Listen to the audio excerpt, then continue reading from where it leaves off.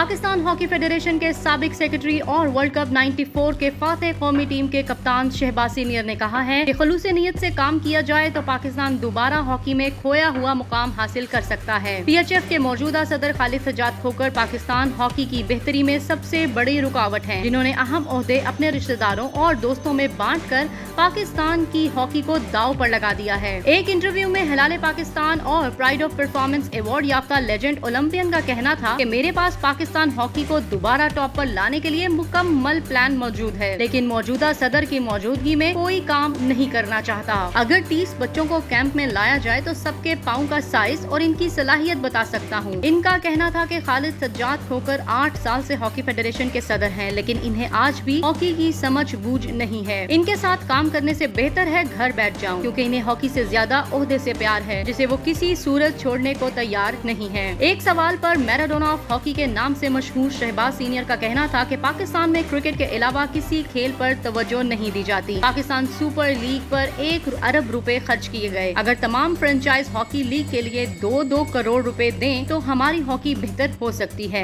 इसके अलावा ओलंपियंस की लड़ाइयाँ, इख्तलाफात और कुर्सी की जंग पाकिस्तान हॉकी को जवाल की तरफ ले गई। हम गुज़िश्ता 30-40 साल से बगैर सिस्टम हॉकी खेल रहे हैं। उन्होंने कहा कि हायर एजुकेशन कमीशन ने टैलेंट हंट प्रोग्राम के नाम पर करोड़ों रुपयों के फंड्स जाया कर दिए। इससे हॉकी को कोई फायदा नहीं होगा। इसी तरह स्पोर्ट्स बोर्ड पंजाब भी पैसे लगा रहा है, लेकिन आज तक एक भी खिलाड़ी सामने नहीं आया। हमारे यहाँ सरमाया गैर जरूरी चीजों पर खर्च किया जा रहा है, जबकि इसके लिए मुनासिब डायरेक्शन की जरूरत है। इनका कहना था इंटरनेशनल हॉकी फेडरेशन आज भी पाकिस्तान हॉकी को बेहतर पोजीशन पर देखना चाहती है। सन 1994 में हम वर्ल्ड चैंपियन बने तो ऑस्ट्रेलिया और न्यूजीलैंड ने कहा कि पाकिस्तान को हॉकी खेलना आती है, लेकिन बदकिस्मती से हमारी हॉकी का जो हाल किया गया, इसको देखकर दिल खून के आंसू रोता है।